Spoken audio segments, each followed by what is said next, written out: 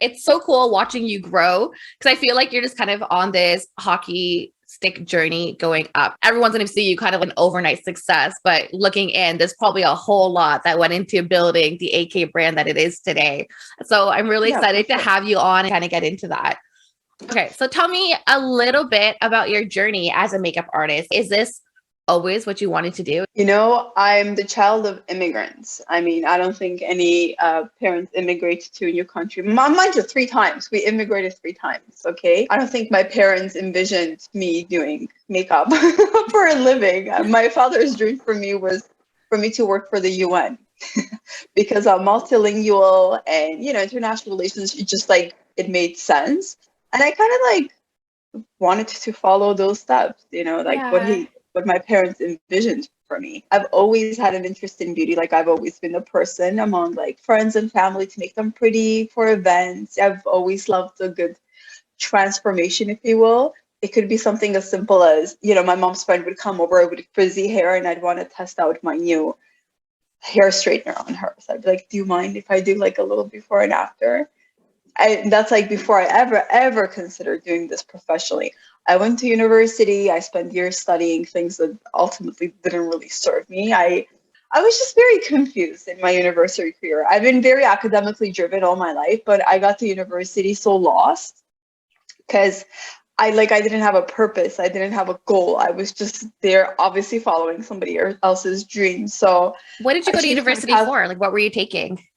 I applied for international relations and then I realized that, I need to like do economics, and I hated economics. I'm not a math person. I'm more linguistically inclined. So long story short, I changed my major like 3 times and I ended up settling on studying Spanish and French, like languages. I figured, okay, you know, French will feed me in Canada, you know, bilingualism is highly valued.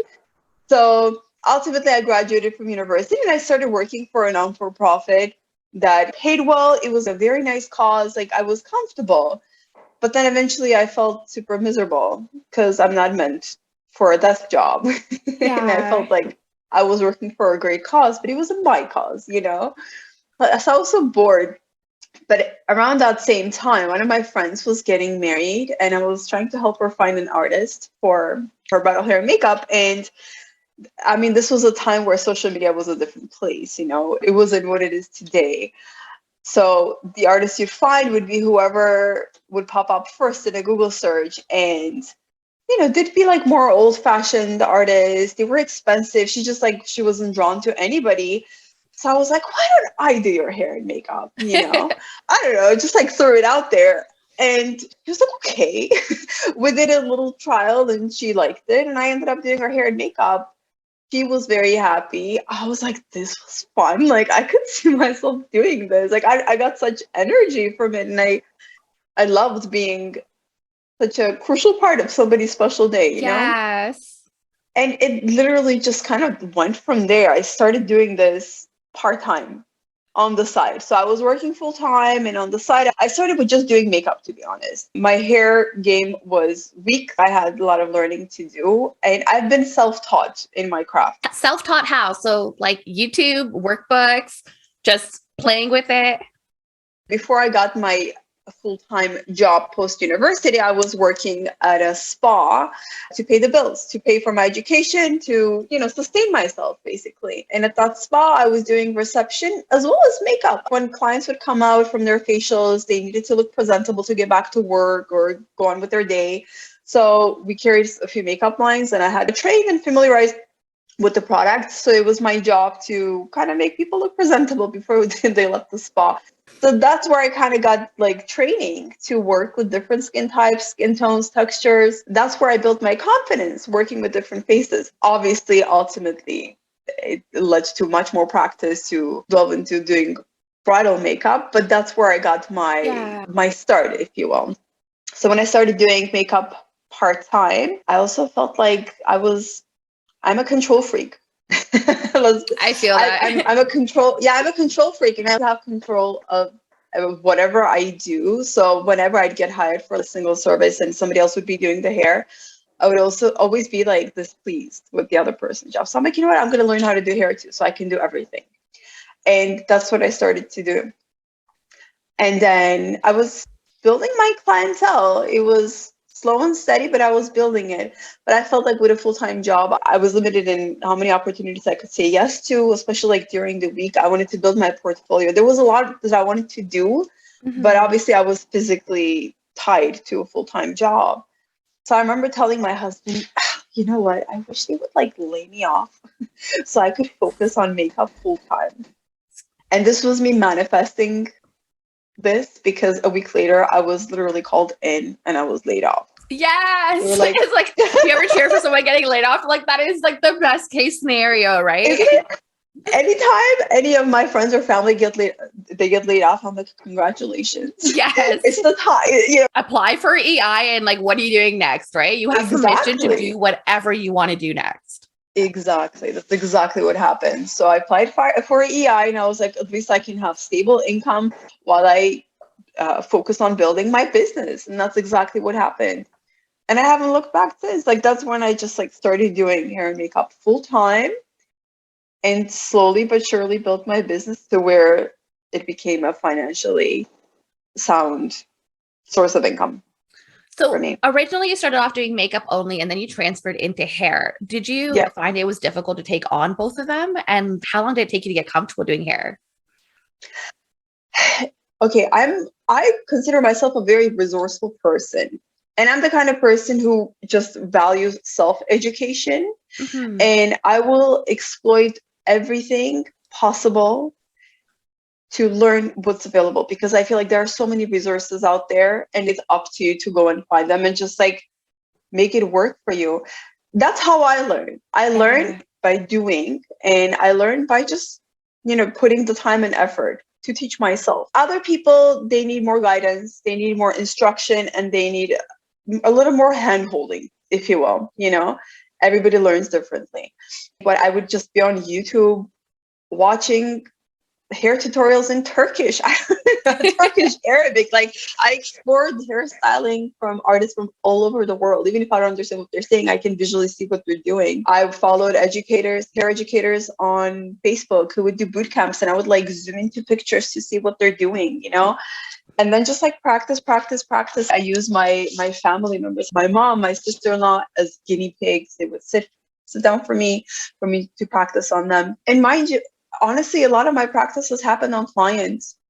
Not to say that every single style I've ever created on a person was first practiced elsewhere. As Dale Carnegie said, if somebody asks you if you can do something, say yes, and then go learn how to do it and do it. Absolutely. Instead of so yeah, it's taken some confidence as well to just like dive into it.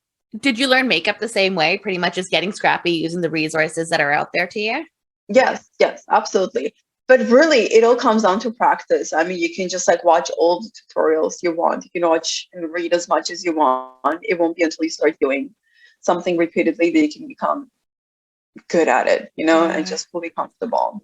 The goal was to reach a point where you don't necessarily need to know how to do something, but you have the building blocks to know what it takes, how to deconstruct something mentally. For example, for hair stuff, right? You see it, I can deconstruct it mentally and know what it takes, what steps to take in my own way to recreate that look. Yeah, there's always that saying where it says you can read about getting abs all you want, but until you do the work, you're not going to be able to get the abs, right? That's exactly it. Yeah. Do you think that your business would be the same if you had chosen to do makeup only? I think it might be easier. It might have been easier. Sometimes I'm jealous of people who do just makeup because I honestly, like, you spend less time on a client, and I could potentially take more clients. But I've come to understand that, again, because of my control freak issues, I like to be in control of everything. I mean, not even just the hair, the dressing as well, right? So I like to be responsible for somebody head to toe. It has given me the special, different aspects, to build a better relationship with each client and just become more involved with a client. So as a result, I take one client per day, but I don't know, I just enjoy the process, especially with brides. With a bride, their day starts with me and many times ends with me. you know? Yeah. And I think from a client's perspective, many times it's more feasible when you have access to an artist who can do both hair and makeup at the same level, mind you. It's not always you can find somebody who is confident and skilled in both equally, Yeah. right? So I think if I were a client, I would definitely want to just hire one artist and not think about the logistics of hiring multiple people for every aspect of your look. Contracts and timing and phone calls and scheduling. Everything, of course. Yeah.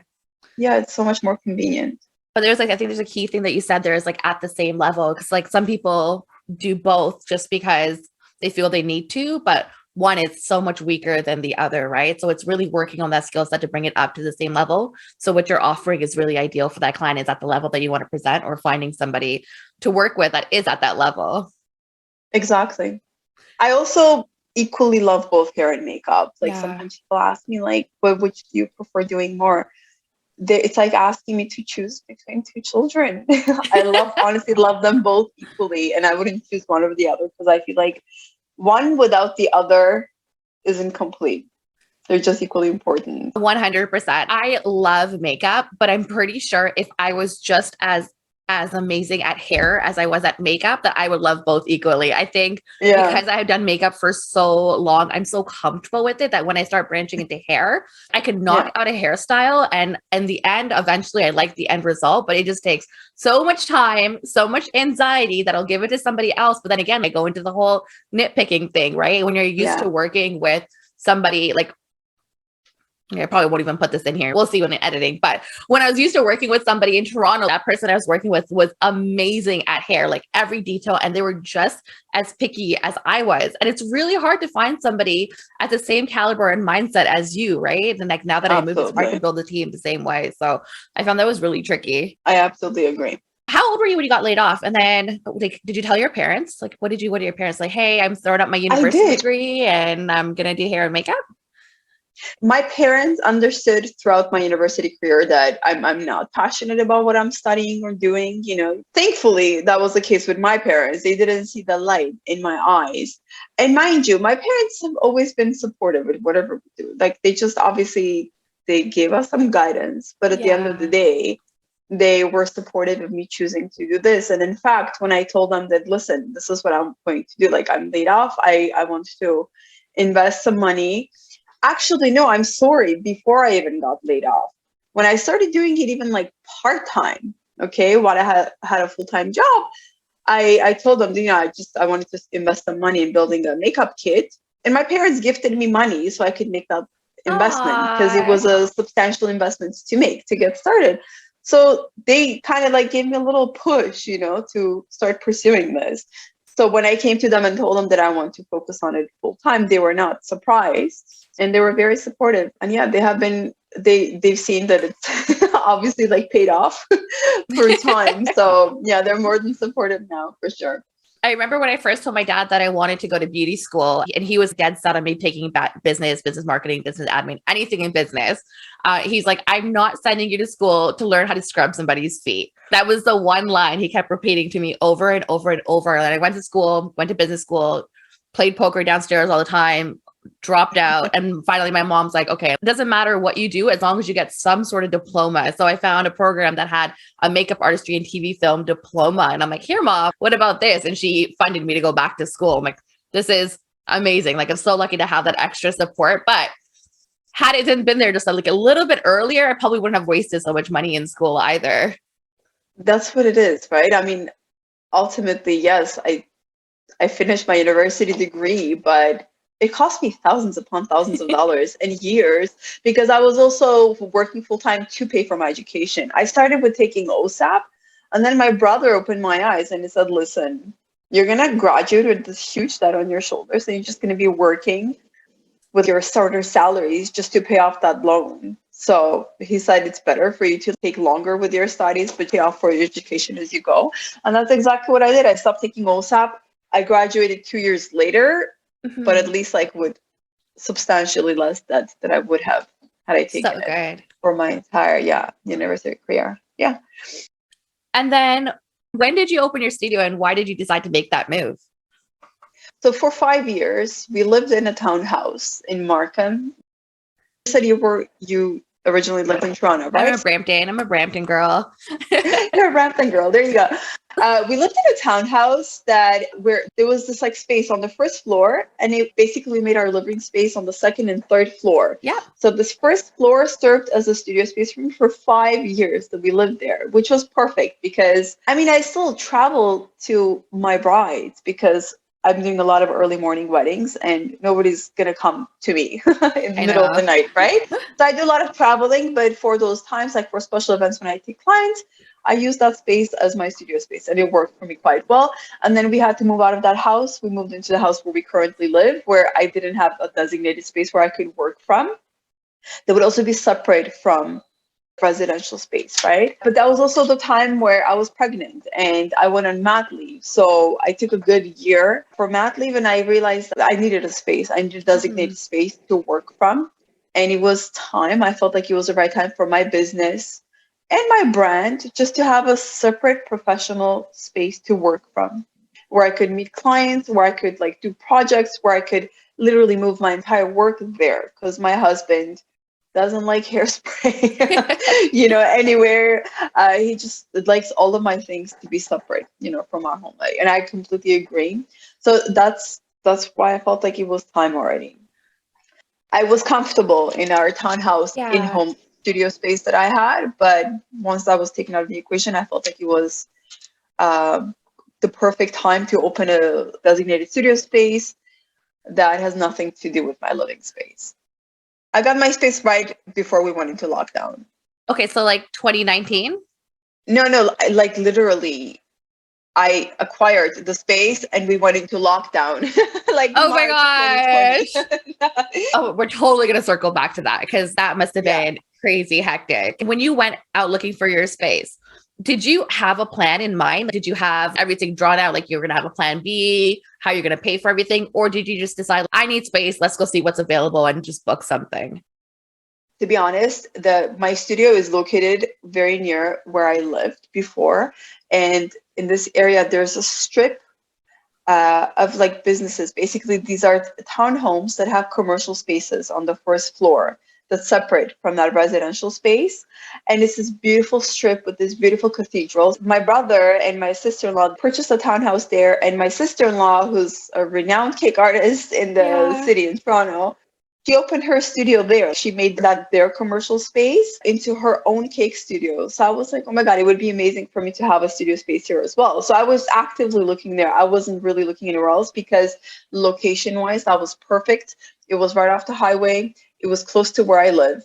It was very important that it's accessible to me if I need to travel to it often, right? So I just needed a space that wasn't too large. It had literally the square footage that I needed and all the amenities that I needed. It had free parking in front and it had fantastic natural light. Like that was obviously like major for me. So I was very adamant in finding a unit on that strip, and with just enough patience, there was a spot that became available, and I got a very good deal on it. So I jumped on it. So we acquired that space.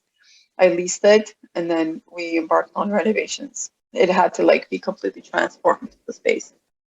What is, if you don't want to share it, it's totally okay, but what is a renovation budget? Like, what does that even look like? What did you take into account? What did you think it was going to be? What did it end up being? I feel like this is a journey all on its own. I will be honest, I didn't necessarily have a budget in mind. My husband is in construction, so I knew that I would save on labor a lot, right? Yes. Like some things that we manually did ourselves, other things obviously like had to be paid for, but I just knew that I wanted to create a certain look, and it was like nothing crazy. I wanted like a very clean, a very timeless look. And I decided that I will make the investment that I need to create the space that I want. Because as the saying goes, save now, pay later. What's the point in saving a few $1,000s now if you're going to regret it and then want to change it down the road? So I was just ready to make whatever investment it took. And I'm very happy with my space. And there's nothing that I would change about it. That's so good. And it's a beautiful space. It looks great in videos. It looks great when you put up all your stories. I love seeing the stories of you and your sister or your mom hanging out for tea or coffee or going to the bakery or the cake shop. It's really cute. So like, I'm so happy you found something in that area because the dynamic that's there, it's really cute. Thank you. So you got your space in 2020 of March, and then we went into lockdown in 2020. That gave me the chance to work on renovations, but ultimately when my studio was ready, I wasn't legally allowed to work because of restrictions. So there was this like lull moment where we just had to wait until we could resume working again and then do it. But I mean, like that, there are so many other artists who had like bigger salons, like leases and team members to lay off. Like ultimately, I'm the only person in my business that I had to think about, So in that sense, it was manageable and it was easier. I have colleagues and friends who had to deal with a lot more logistics because of all the closures. So it could have been a lot worse if I had a team, for example, that would have to be laid off and then like rehired and then laid off again, as it's happened with so many other people, So no, definitely it's not nice when you're like paying a lease for months and months and you can't. And not only do you not have income, but you're losing income because of all the weddings that had to be rescheduled. And obviously you wanted to work with clients and then be lenient and flexible and help transfer. But then obviously so many people can't like reschedule 4 or 5 times. Yeah. It got into a really tricky situation. It's crazy. It was crazy. I mean, and it still is. It's still ongoing until we're like, I feel like a deja vu. In the first year, everything was so case by case. The admin hours went up. It was insane because like no one expected what we were going into. And some people were still getting married. They just weren't doing a ceremony. Some people were going to court. Some people were rescheduling, and you literally had to deal with things case by case. And then now I've had the opportunity to revamp all of my contracts to go through all of the cases, and still new cases come up. Exactly. Like it's ridiculous. I swear when I was working on my contract, the COVID clause for this year, I literally thought it was just like symbolic. I'm like, there's no way I'll need to enforce this clause again. I thought it was done. Come on. I thought we were done. I did not think so. This is for symbolic purposes. Yes. That's literally what I was telling my clients when I was meeting with them in November. Like in November and October, I'm like, okay, well, we probably won't need to deal with this because your wedding is next year, but it's in here just in case. Every possible scenario, if you have to reschedule, why you're rescheduling, everything is in here. Just look it over, but don't really worry about it because it should be done next year. And yet here we are, January 2022. Don't worry. Yeah, worry about it. Frig. Okay. Other than COVID then, is there anything else when you went into opening your own space that you didn't take into consideration that kind of like kicked your butt later? Or did you have all your I's dotted and T's crossed kind of thing? Honestly, not really. Obviously, I made calculations like, does this acquiring this space make sense for me financially? And yes, it does. It does. Even through restrictions and closures and everything, I just felt it was the right move for me to make, given where I am in my business, in my brand, because I had a vision also to actually just offer education in that studio space. I used to have an educational partner, and anytime we held master classes or courses, we would have to rent out a space specifically. So we were no longer partners. So we were just each doing our own thing. But my goal was that along with working and meeting with clients from my studio space, I would also be teaching from there. But of course, yes, the pandemic happened and there hasn't really made a chance to hold any classes there, but that is still in the books for me. And the way I've even designed my wall units with pull-out tables and stuff, like I had a whole vision using those pull-out tables for students and stuff. That's still going to happen. So I just felt like ultimately, yes, it will make financial sense. But no, I don't regret any of it. And I think I foresaw different scenarios, when I got the space. So I don't know what I'll do without it. Aww, that's your baby. Imagine. It is my baby. It's my home away from home. If there's somebody out there that's thinking about getting their own space, is there a couple of steps that you think that they should take, or a few things that they should take into consideration before making that leap? Finances, you said, was a really big one, is knowing that you can finances. I mean, it is definitely a big one. It is a financial commitment, and you need to just like weigh the pros and cons of having a space versus not having a space. Like I said, for me, it was important from just a professional perspective that when I meet clients, I don't necessarily want somebody to walk through my kitchen to get to my studio space. Yeah. That is important to me. And I was willing to make that financial investment to eliminate that aspect of it. Yeah. Like I said, you need to see how much you would be using that space physically. If you're paying thousands of dollars, you only need to use it like twice a month. Is it really worth it? Mm-hmm. If you can afford it, then go for it, right? But I think it is difficult to find a space, though. It's difficult to find a space. It is really hard. all the criteria, right? Like I said, I wanted something that is ground level, that has free parking, that has natural light, and just the right square footage. And I was very lucky to find it at a very good price. But not everybody is as fortunate. And also something that is closer to where I live. Yeah. I think Ottawa is a very different market when it comes to the bridal season. I feel like Toronto, everyone's getting ready for events for the wedding. Even if your cousin is getting married, you're getting ready for all of those events. Ottawa, mainly, it's been the bride for one or two events. And then we haven't had as many winter weddings either. And I feel like in Toronto, it doesn't slow down. There's maybe 2 months where there really isn't a bridal season. So I needed something that was super, super cost effective here. And I found a couple of office spaces, but everything super small, like 150 square feet, 120 square feet. It was just enough space. And as soon as you try to find something that's a little bit bigger, that's temporary, you're instantly getting into $2,000, $3,000 a month plus utilities. And for me personally, it didn't make sense. But office spaces, because I wasn't utilizing that space as much as I wanted to year round, but I wanted a place where I can leave and do podcast recording and do lash extensions from. I was able to find something, but I was looking more into office spaces. So it wasn't really a commercial storefront or anything. So if anyone's looking for a way to like kind of dip their feet in the water and see if it's going to work out for them, see if it makes sense or not as busy, then office spaces are a great little way to start out as well. Yeah. Tell me about the AK special. Like, how was the AK special board? To be honest, it's just something that I get requested quite often, People love that big hair, the big bouncy hair and like sultry makeup. And I just decided to call it something. Yeah. And it was like, I just started my services, or at least like the looks that I create, as like a menu. And I gave that a menu name, if you will. So now when clients want that look, they're like, I just want the AK special. So it was facilitating the whole process, I feel like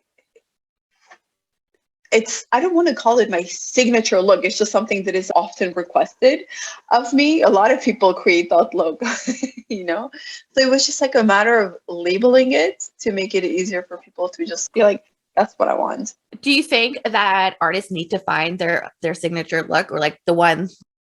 How do I put that into words? Do you need something that you're known for? Yeah, like a look that you're known for that calls out to people. They're like, okay, like that's what I want. This is what I want. Do you think it's better to have something like that rather than doing multiple different types of looks all over your profile when you're in the wedding industry? I think as an artist, you need to be versatile and you need to be multifaceted and you need to just be able to create different kinds of looks. Yes, I do follow artists who have that specialty and like that one thing that they do really well, but I like to do everything well personally, and I want to give people the chance to choose from multiple things because everybody's different. But oftentimes when I work with clients, I work with them more than once. So they get a chance to experience different looks that I can create. But I think for an artist, more than signature, I think every artist has their own handwriting, and I think that's what sets you apart from other artists. I love it when people tell me that when they see an image, they know it's my work because they can tell my handwriting and my style. So it's not a specific look that I create, but just how that look has come together overall.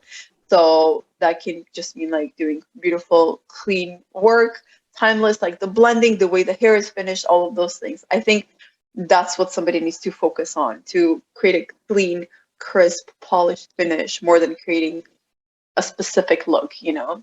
I love how you explained that with the handwriting. Like that is the perfect way to define and explain it. Yeah. Everybody has their own handwriting. There are so many artists that I follow, and I can see a picture and know that this is that person's work. Like, everybody has their little something, you know? Totally. I was just actually talking to a client about this the other day, and they're from Toronto as well. It was Rachel Renna. She does her eyeliner and her smoky eyeliner a very certain way. If you're looking at a photo, you instantly know like this is probably her work. Like it is beautiful and it stands out. Like it's definitely her handwriting. Exactly it. I know Rachel's work from the way she does the highlights under the eyes, the way she does lips and skin, like particularly skin, I can tell. And also there's also how they capture their work as well, right? Yes. Like the camera quality, all of those things, I think it all adds to your handwriting, your style, your overall finish and brand. So exactly. It all comes back to your branding, right? Everything that we described when people talk about your brand, like this is exactly it. It's the way that somebody notices your work. It's the way that somebody feels when they look at your work. They feel when they're speaking to you and talking to you, and having a brand is really important. Whether it's all one type of look or like a multitude of looks, your handwriting, the way that you explain it, is going to come through from all of that. And that's going to kind of create your signature look and your signature ambiance. Exactly. So do you have a team? Do you work with a team? Is it just you? No, I don't. As I said, I'm a control freak. and to be honest, like throughout different points in my career, I have considered starting a team, but I've just never felt the need for it. I know it's a lot of work and effort to manage a team to begin with. And it also comes down to like trust issues that I have. Remember, like you said, you mentioned earlier that it's so hard to find somebody who is on the same wavelength as you, has the same standards, and will basically dedicate themselves to your brand the way, you know, you would dedicate yourself to your brand. It's very difficult to find people like that. Don't get me wrong. I love the girls that I work with. I love my team. They've never, knock on wood, they've never done anything to let me down. But every weekend I still have trust issues. Like, yeah, you're just like, what if? What if? Because that's your butt on the line. That is your butt on the line. And like, then what? You have to have your plan B, and you have this plan B, but it's still that what if. I like being able to offer all of this to my clients and be able to take on these big bookings, but maybe I'll just have like less anxiety if I wasn't doing the whole team thing. But I don't know. It's hard. It's that's what it is. It's not that anxiety that I calculated. I'm like, I don't think it's worth it. When I had initially started and I would get requests for larger bookings, I would subcontract other artists and we'd go together, but it would always be in my presence. I needed to be present to make sure that quality control, right? And yes, while they always did lovely work, I just felt like they're not officially working for my brand for me to necessarily be directing them like that. But I understood ultimately that the people who I would want to work with have their own independent businesses and they wouldn't be interested to work under me. And I just don't have the time and energy to manage a whole team and bookings, all that stuff. Like it's just not for me. I love hearing that. I love being a one-woman show, honestly. Yeah. I'm an introvert. I love being alone. I love my alone time, my space. And more importantly, I like to make my own decisions. And I like to be in control of everything that happens. So I think it's so important for people to hear that, because I think they automatically assume that, okay, I'm working for somebody else. I need to go work for myself. Then I need to build my own team. And that's the only way to make money as an artist, to like build, grow, send other people out and collect money from them and expand, right? And no, you don't have to do that. You just have to stay true to what you want and what you feel is comfortable. And if that's the route that you want to go, by all means, do it. But there's a whole nother level of team management and communications and admin that goes into all of that. And if that's what you want to do it. You will make a great living at it, but you can also make a great living doing it by yourself and just being a one woman or a one man show and not have trust issues. And you know what? When you focus so much on the admin aspect of it, you start to lose zest for the art of it, you know, because I'm in this for the art. Yes. To sit behind a computer and manage other people to go do the work that I want to be doing, you know? So the only expansion that I did was hire an admin assistant, which changed my life. And it changed the way I handle my business and my personal life. And that was definitely like the best decision. to hire somebody else to handle my emails. But beyond that, I'm very happy with how things are running. Was it easy for you to find a virtual assistant? Is there any trust issues handing over your passwords? Like I said, I do have my trust issues. I got very lucky finding her. When I made the decision, I feel like, again, I just manifest things into the universe. I wanted to find a person who would be great at writing, who would have like a great professional tone.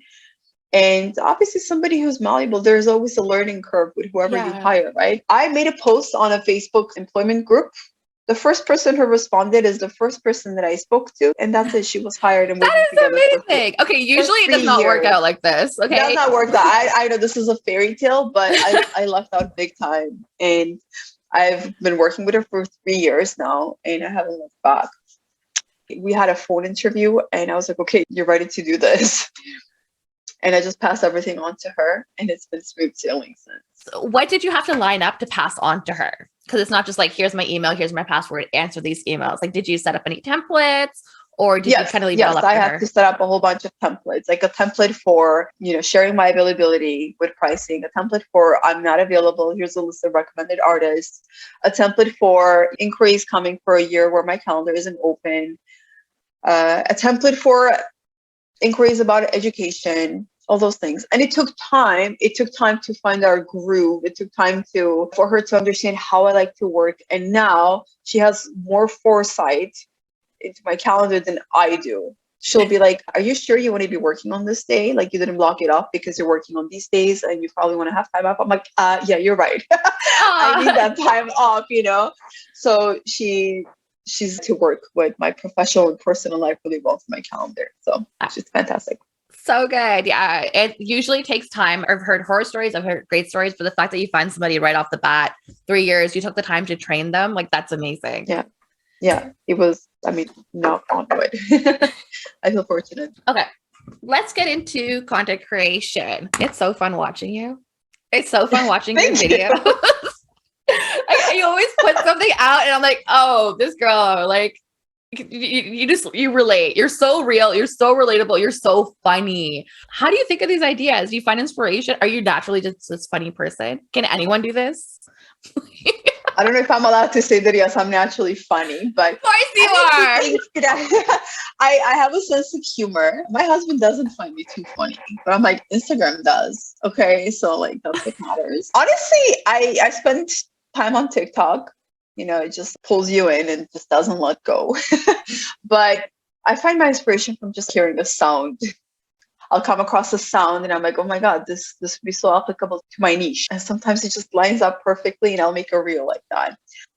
I have this like dilemma with myself because I'm like, I want to put out value. Oh, girl, you do. Well, okay, but like, I don't feel like I do. No, entertainment is valuable. I agree because I think comedy, entertainment, laughter is, best medicine. There are a lot of things that I want to share.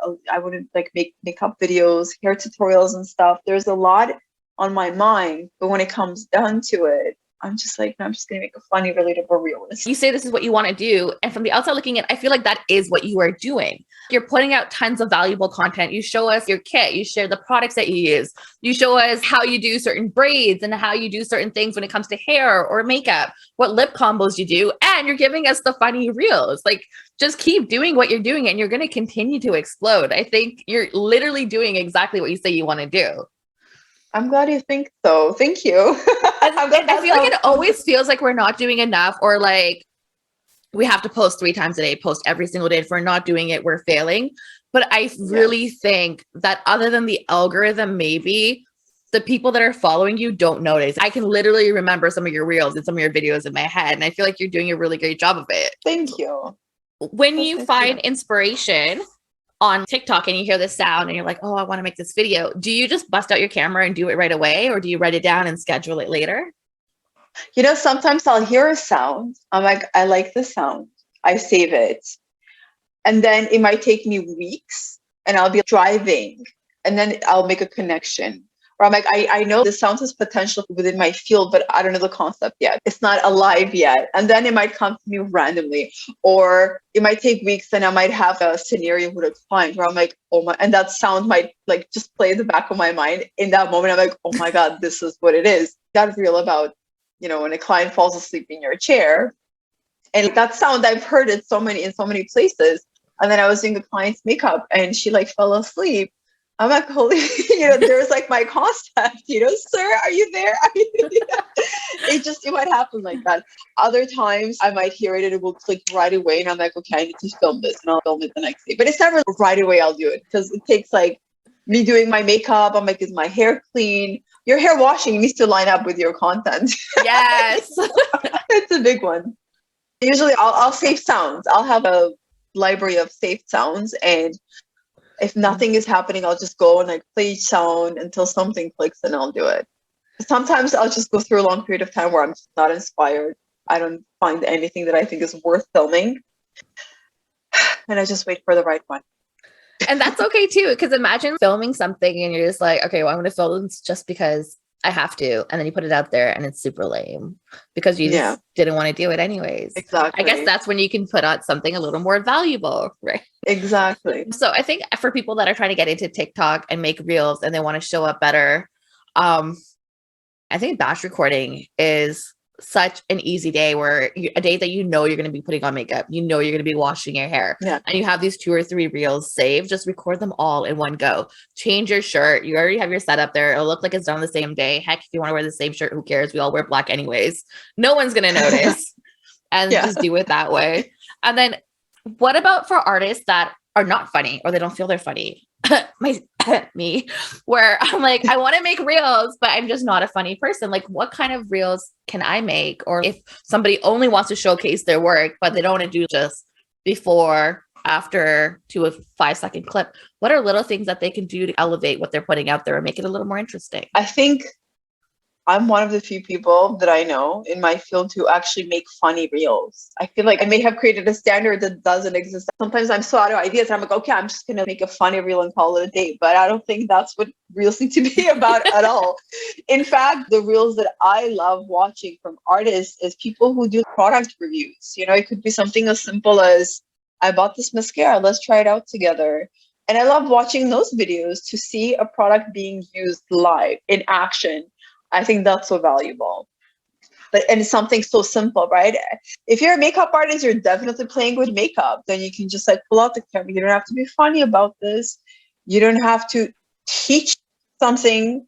You can just show a product being used. And I think that visual connection that your audience can make with you alone can be so valuable. There is this artist who literally blew up from just doing product comparisons or like product reviews. And she has incredible lighting, a great camera quality. And when she tests a product, you see exactly how it applies. She does like wear tests and she takes you through the whole process all within like a 20-second reel. And it is so line valuable. Down the middle. Rose and Ben. Yeah. She was literally just did the NARS versus the Charlotte Tilbury. And I was like, yeah. And I watched another who didn't like Glamzilla. She tried it. She didn't like it. And then I watched Rose and Ben. But it's something as simple as, I was sent this, I have a new product, I'm just going to wear it. Let's see, It could be something as simple as TikTok reels. Everybody's posting videos on how it's like the best way to grow. But honestly, at the end of the day, I think this is not a rat race. If you don't know what to do yet, just take your time to figure out what you do want to do. But I think if you do want to move forward, you do have to take a step and you have to do something. You have to dabble in a few things to understand what it is that you enjoy doing and what it is that your audience likes, right? But at the end of the day, if you don't enjoy making a certain kind of content, you're not going to be successful at it, because if you're not passionate about it, it's very evident. And then it just feels forced, and people don't like forced things. No, that's why I'm selling my YouTube cameras. I bought these cameras for vlogging like 8 years ago. I still use them a handful of times. They're in my closet. And I finally put them up for sale. I'm like, I'm not a YouTube girl. It's not for me. It's not. I'll stick to podcasting. I know one thing we go back to a lot on this podcast is your ideal client, your niche. And I think what makeup artists need to remember when they're making content is unless you're training other artists, your ideal client are normal people. So we watch a lot of other makeup artists doing these really cool product reviews and wear tests and showing these really big PR boxes. But our clients, they just want a basic mascara tip. Like if you do a reel where you're getting into the car safely, recording, going down the aisle, picking up a mascara, cashing out, and just like 1 second, 1 second, 1 second, 1 second, opening the package, curling your lashes, putting on the mascara, and then showing how it looks. Boom. That is the easiest reel there. You don't even have to talk on it. You're literally just doing 1 second, 1 second, 1 second. Put on some captions over the reel, do a voiceover if you want to, and you have a reel. You can do that with different products all the time. And like your views will definitely go up. Your engagement is going to go up and people are going to start to know you and see you because you want to get your face in there a little bit, right? Clients are booking not only your makeup, but they're booking you as a person as well. So I think it's really important to show up. And with reels being the latest, greatest thing, Instagram's really pushing it. If you're doing reels, you're going to be getting better engagement. Your account's going to go further. So you got to find ways to dabble in it. 100%. I Okay. couldn't agree more. Let's do speed round. Tell me your favorite course or training that you've taken. It doesn't have to be makeup or hair related. It can be business. It can be absolutely anything. It can be makeup or hair too. I think the best course I've taken was a course that made me understand how I don't want to teach. When I became a student in that setting, it made me understand what are some things that I don't want to do as an artist and as an educator. So I think that may have been the most valuable one. It was like a very prominent hair artist, from Russia, traveled, invested generously in this course. And frankly, I can't say that I got much value out of it. But I think the biggest value was to understand how not to deal with students and how not to teach. So I think being in that position of a student to be a better teacher, because teaching is a big part of my business and it's where I see my business going in the future. So what are some of the things that you wouldn't do as a teacher? I think as a student in that course, I felt very ignored, and I felt like me learning something was not necessarily the end goal for that teacher. They were just there to perform and show off their talents and skills and go home. When I teach a student, I want to ensure that when they walk out from there, they walk out with actual knowledge and useful skills that they can take with them in their artistry, and that they will just leave with a positive experience. Yeah. I can relate to that with the lash course. Again, spent thousands of dollars. Luckily, it was locally, but we went in, learned this one thing, and then they just needed to get out and get on a flight home. And you literally just felt like you were there. You were a number. They got your money, and that's it. There was no feedback afterward. There wasn't really any open communication or anything like that. So I think you really you have to, if you're going to teach, you have to really have a passion for it, right? And want to really put an investment into the growth of the person that you're teaching. Exactly. And mentorship is also important. Mentorship is everything. It doesn't matter how much you think you know, there's still so much to grow in every aspect of your life. So finding a good mentor will push your career tenfold. Absolutely. Is there a beauty product you're absolutely adore at the moment? I have been using the L'Oreal, I think it's called the Air Push. Is it Air Push? Mascara. What is it? Ooh.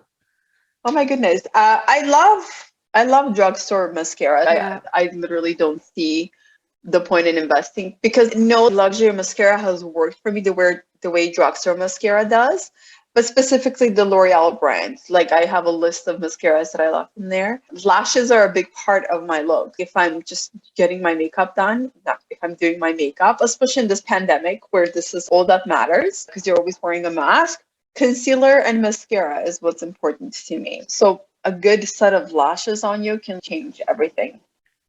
That's why I love the Eye Envy lash conditioning serum because they're really discontinuing it. No. Yes, I just got an email notification. They're going to sell out all their stock for the rest of 2022. When it runs out, that's it. They're not creating anymore. I know. It is ridiculous because it is the best lash serum that I've ever come across. Like it's so effective. It's so good.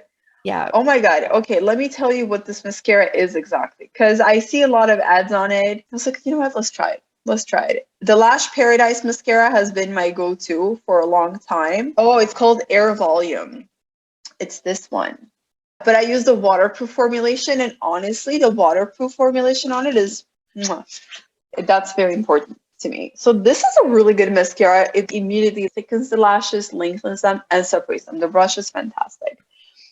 But also the waterproof really stays put. Have you thrown it into your kit, or are you just, it's just your personal No, stash? no, honestly, when it comes to my kit, I need a good waterproof formulation, but that's about it. Because the brush doesn't matter. I just need No. like a good product because we use disposables and I use falsies anyway. So I don't need something that's gonna like thicken or do anything crazy. So mascara is not the biggest investment I make in my kit at all. That's literally the cheapest investment I make in my kit. As long as it's not going to Yeah, flake, it's waterproof, it's good to exactly. go. Exactly. What is the last book you read or are currently reading? I have been exploring this app called Blinkist, and I shared it on my social media. I saw you share this and I was so mad. I was like, you have to read the rest of the book. I know. But you know what? There are some books that I listened to them. It's like a 20-minute read or listen. And I'm like, okay, these are all great points. And honestly, I don't see myself listening to any more of this because I feel like you told me everything I need to know. There Yeah. are some, when it comes to some nonfiction books, you just need the summary. You know what I mean? I agree. There are some self-help books that I can't imagine it being summarized in like a few points. It's very anecdotal based, and for you to contextualize each concept that they're sharing, it's really helpful to hear stories. But one of the latest books that I listened to through Blinkist was The Compound Effect by Darren Hardy. And it just simply talks about making small and sustainable changes in your life to lead to bigger results over a long period of time, right? But I think it applies to everything. I'll give you a simple example. Yeah. You may have a weight loss goal, for example, right? And of course, like we live in a time where everything that's pushed down your throat is like, oh, lose weight in 2 weeks, or like lose 10 pounds in 10 days, or those quick fixes Yeah. that are just unrealistic and unsustainable. To create more permanent change, it could be something as simple as just decrease your calorie intake by 120 calories per day. And that could be just literally not eating that chocolate that you eat one time. And over a year, that can amount to big changes because you Yeah. consistently made the small change.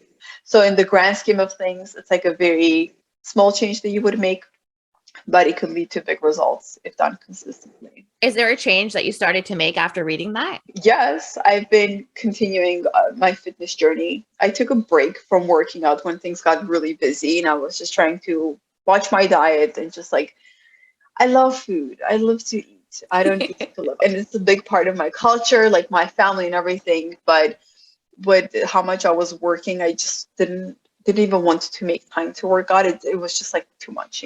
But I was watching my diet, but I definitely wanted to get stronger again. Yeah. So it's something as simple as I want to reach the goal of doing 10 push-ups. So every time that I work out, I work on a certain movement. I work on just doing a negative push-up or just trying to strengthen my muscles to be able to reach that goal. It's neat. And that app is called, say, Blinkist? Blinkist. You can get a free trial for about 2 weeks, and then it's a paid subscription. And I think the fact that they have a free trial it's a great way for you to explore, to get a feel for the library they have available, the library of books, and to see if this is the right way for you to consume books. Mhm. Because some people, like, it's not enough for them. Some people just need all of it. Some people need to physically hold a book to read. Honestly, ever since I had children, I mean, it's been 6 years, my focus when it comes to reading has changed completely. And the only time I really have to read is at the end of the night. Yeah. And by then, I'm just so exhausted, so spent that I'll like read a page and I'm just ready to fall asleep. And I don't remember anything from what I read on that page. Because I can open the book the next day and read that same page. And I'm like, it'll be complete news to me. Reading is scientifically proven, though, to put you to sleep, especially at nighttime. Absolutely. Yeah. Absolutely. I'm just saying, like, if I even read a page a day, I'm not making any progress because I don't remember anything from that page that I read, you know? I'm a big reader. I used to be a big reader. I loved reading, but I'm telling you, like ever since that changed, audiobooks are it for me because I like to be able to multitask. And when I'm driving, instead of listening to music, I just listen to books. Yeah. And then some books that are so information dense, like the 5 a.m. Club. There's so much information in that book. I've read it, the physical copy of it, but that's a book I'd have to go back and read over and over and over again or fresh again. Yeah. Has so much good information in it. So using an app like Blinkist just to get that summary to refresh what I learned the first couple of times, I think it's a great way to make use of it as well. For me, that book is Dale Carnegie's How to Make Friends and Influence People. Great book. Yes, I love it. Like I've been reading it for years. It's a really boring read. So boring. Right? It is so boring. I know. So that's when an app like Blinkist can come in handy to just like freshen things up in your mind. I was trying to get through that book and I'm like, it's so much good information here. I hate reading this book though. Like it was just so mundane and so boring. And that would be the perfect app for that book. What's something that you do now that's really helped you in your business that you wish you would have like started or implemented years ago? Oh yeah, having an admin assistant. Having an admin assistant. Like I just feel like I did it at the right time in my business though. I acquired an admin assistant as my business started growing and as the volume of inquiries that I started to get started increasing for me to not be able to handle it. You know what I mean? Where it came to a point where I felt like I was spending a lot of unnecessary time, even just responding to people saying that I'm not available. You know, not even sending contracts back and forth, but just a volume of emails coming for inquiries that I wasn't available for. But I also wanted to respond in a timely manner. Mm-hmm. I mean, every time I see artists with a sound business who apologize for the delay in responses, I'm like, why are you apologizing? But don't apologize, just get an admin assistant, you know? But I understand like the trust issues. Find somebody trust issues. But I think it's an important step to make. I think it's the perfect baby step. Like if you have trust issues, an admin assistant is the perfect baby step. Yes, exactly. It is something that you can more or less control. Ultimately, my admin assistant, she has a life of her own. She's a student. She's busy. And there are times where I feel like if she's, falling behind, I can pick up the pace and dedicate my own time to make sure to fill that wait gap, right? Because I don't want people waiting too long to receive a response. It is, of course, unrealistic of clients to expect a response like right away. Still, with an admin assistant, we take a certain amount of time to respond to inquiries. But like you said, it is a great baby step to make. But I think it can improve the quality of your life. Yeah. And if it's a big source of anxiety for you as a business owner, my sister-in-law, for example, it was like the biggest source of anxiety for her to respond to emails. She's an artist. She wants to be creating, but instead she's stuck responding to emails for hours upon hours. Yeah. And that's not what she wants to be doing, So for a person like that, filling that gap and outsourcing this so that somebody else can handle it, it takes time to build a business, to build a system that you have going with your business, and it takes time, but all good things take time and effort, right? You just have to make that step. Absolutely. And creating processes from the ground up, I think is so important for a business because you don't want it to be working in your business constantly, right? Like you want time to work on your business. You want time to do the creative stuff. And we all got in it for the creative side of things. Exactly. So other than the AK special, what do you want to be remembered for in life? Honestly, I want to be remembered for like mentorship. I love helping people. I love helping artists and just like people in general. I like the people that I come across, that I meet or teach or work with, whatever. I like to leave them with a good feeling and leave them with something valuable, something that they can take with them. So I think ultimately what I strive for is just to be a mentor, a mentor to people. That's nice. I like that. People. Okay, too. Not like a prophet or anything, but just like be a mentor to, students. Thank you so much for coming on today, Anna. I am going to link all the ways that you can find Anna in the show notes for today. But is there like anything that you're working on? Is there any training that you have coming up that you'd like to share? Yes. Well, I think by the time this podcast airs, it will be completed. But I have an online workshop masterclass coming up, and I'm really looking forward to this. It's an online virtual workshop for my tussled side braid, which is also a highly requested look that I do. This will be streaming live on my website. And then after the live stream, the recording will be available for all registrants to access for a whole month after the live stream.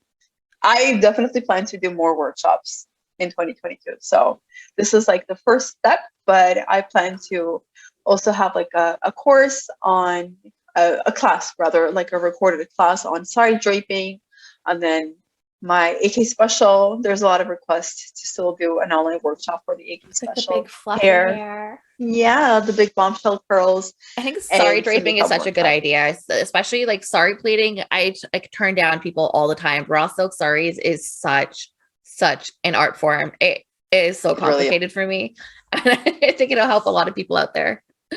It's the most requested thing that like people write to me about to learn. So it's time. All right.